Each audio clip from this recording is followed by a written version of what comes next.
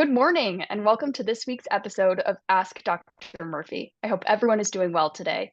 My name is Katie Berg. I'm a research study coordinator with the Havey Institute, and I'll be leading today's discussion. I'd like to welcome and introduce Dr. Robert Murphy, all the way from Paris, France. How are you doing today, Dr. Murphy? Doing quite well, thank you.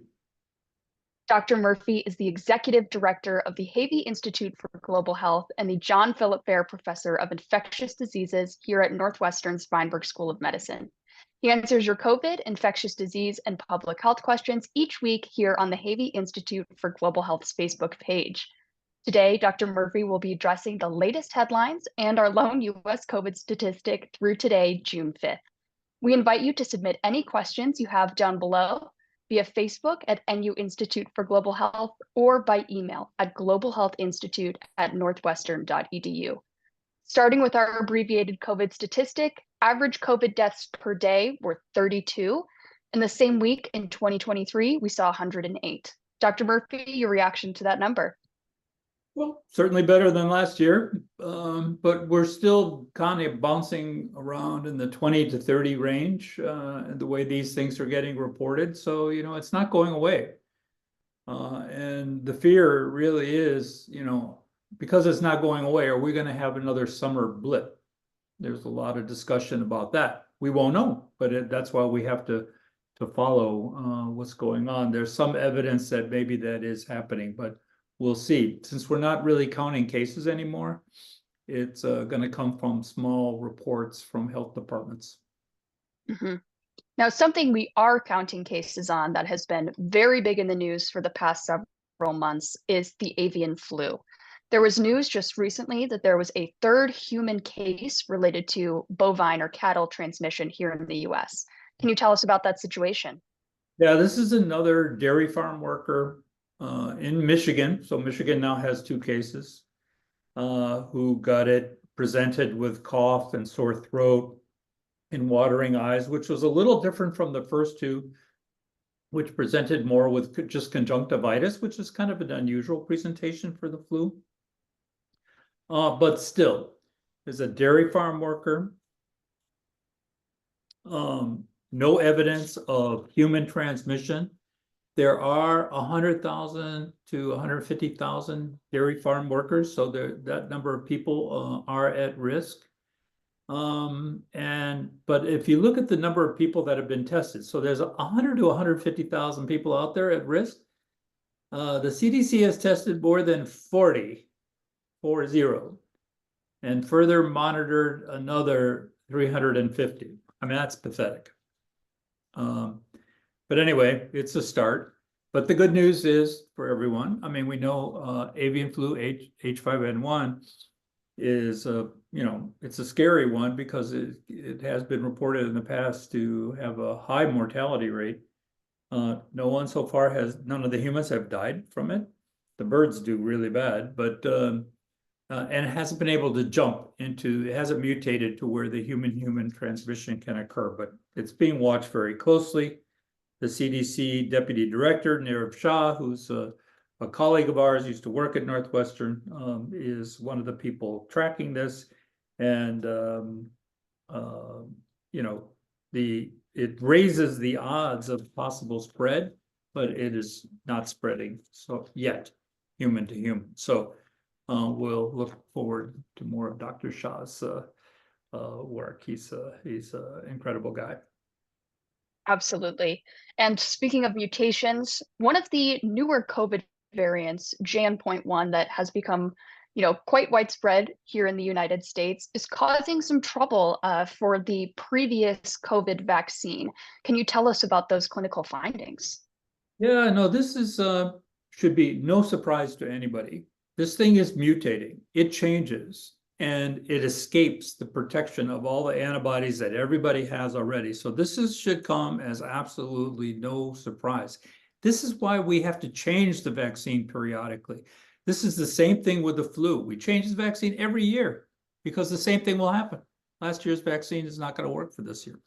So anyhow, a very good report published in the New England Journal from the University of North Carolina group and the Nebraska Department of Health and the University of Nebraska Medical Center reported on this. They had this big cohort that ended up with about 22,000 COVID infections during the period they were looking at, that resulted in 1,300 hospitalizations and 237 COVID-related deaths. And they looked at the vaccine, they broke it down into vaccine efficacy, which vaccine the people got and what type of COVID they had.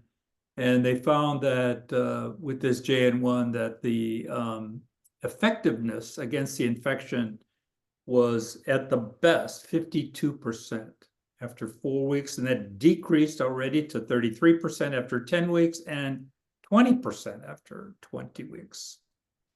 So this is not so good. Now, protecting against hospitalization was a little better, 66 and 57% respectively after 4 and 10 weeks.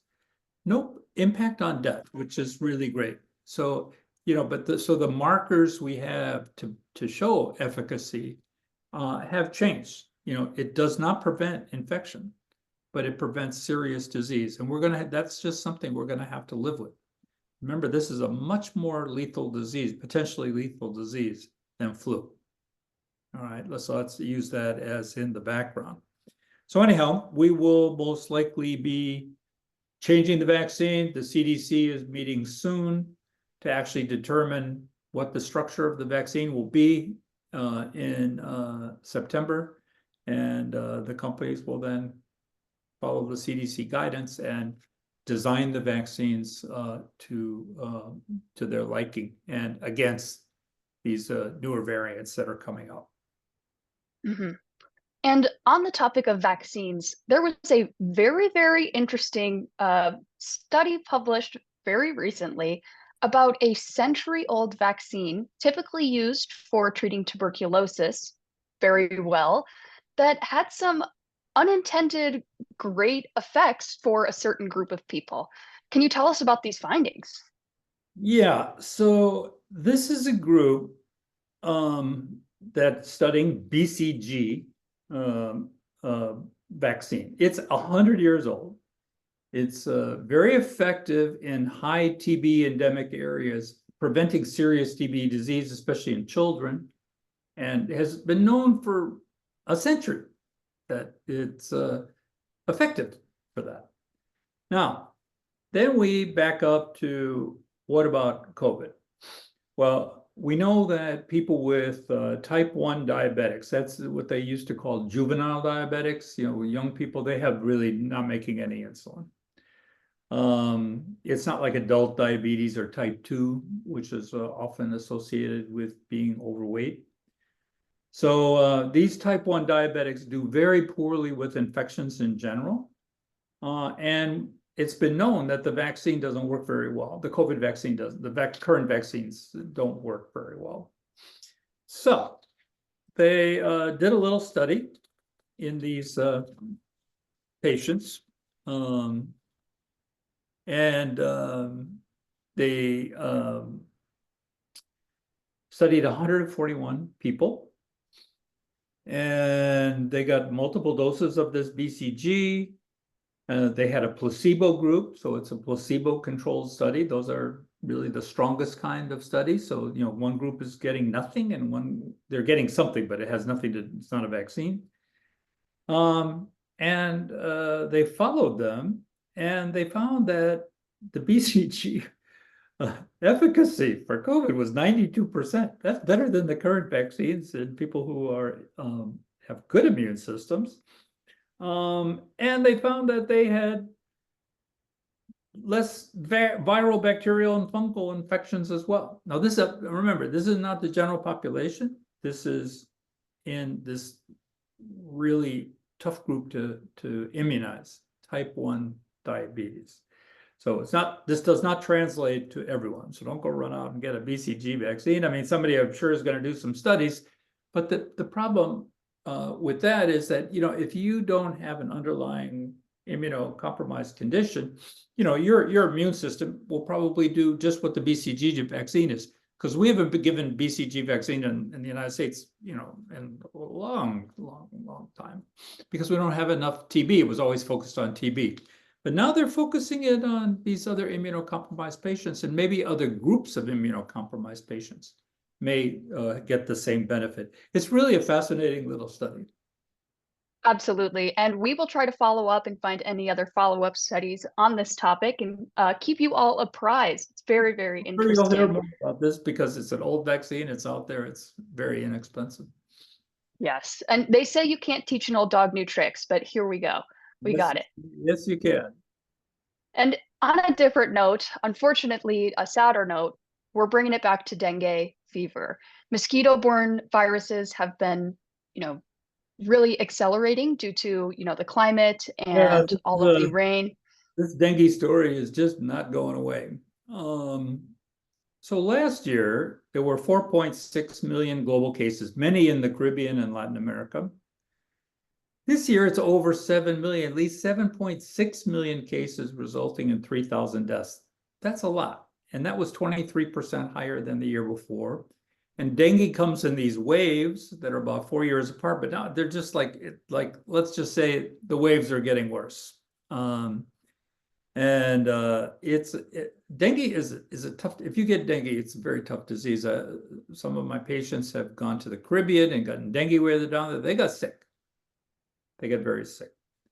So turns out, why is this happening? It's spread by mosquitoes, and the mosquitoes are spreading further around in the world and the tropics, most likely because it's getting warmer, climate change. So their habitat is expanding to the point where last year we had our first case, de novo case, not somebody who was just traveling in California. There were 7 of such cases in the state of Florida, which is subtropical. And you're going to see more in the United States as well. Plus, people travel so much, going to Mexico, the Caribbean, Latin America, South America. You can come in contact with this. You have to be very careful. So there's no oral therapy really that's available, and there are some vaccines that are out there and some new ones that got approved, but we're talking about definitely not enough doses to dose the entire population. But there is some movement in the prevention area. So areas that are particularly at high risk, could be vaccinated in the future. And they are starting to be vaccinated because some of these vaccines are now available. So that's kind of the story on dengue. It just keeps on. It's a story that just keeps on growing, won't go away. Mhm. Something, like you said, that we'll be hearing more about in seasons to come. But something that we haven't talked about in a few weeks now is RSV. The CDC and researchers in the Morbidity and Mortality Weekly Report recently released the first real-world safety data on the RSV vaccines for those 60 and older. Can you tell us about their findings? I understand there was one notable thing in particular. So people first really heard about Guillain-Barré syndrome, which is a form of paralysis.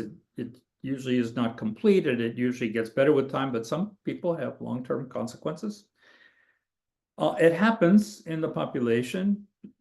Approximately 3,000 to 6,000 people per year get diagnosed with it in the United States.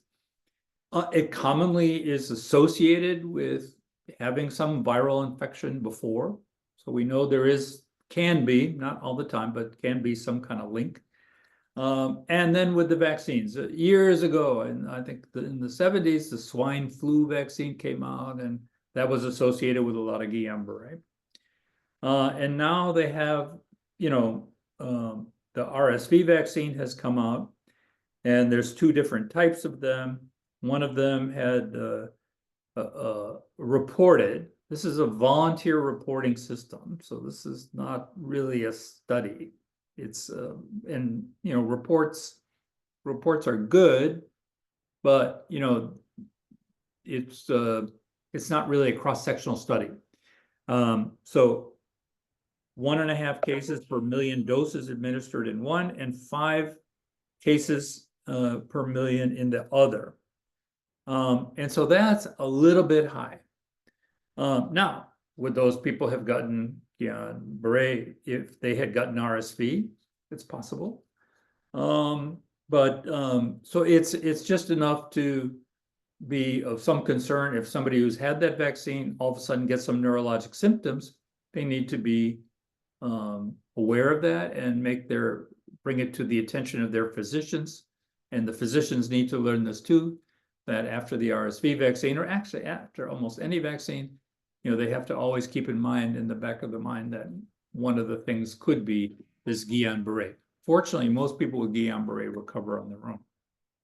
On that note, I'd like to thank you, Dr. Murphy, for your time and expertise joining us this week and breaking down the latest research all the way from Paris, France.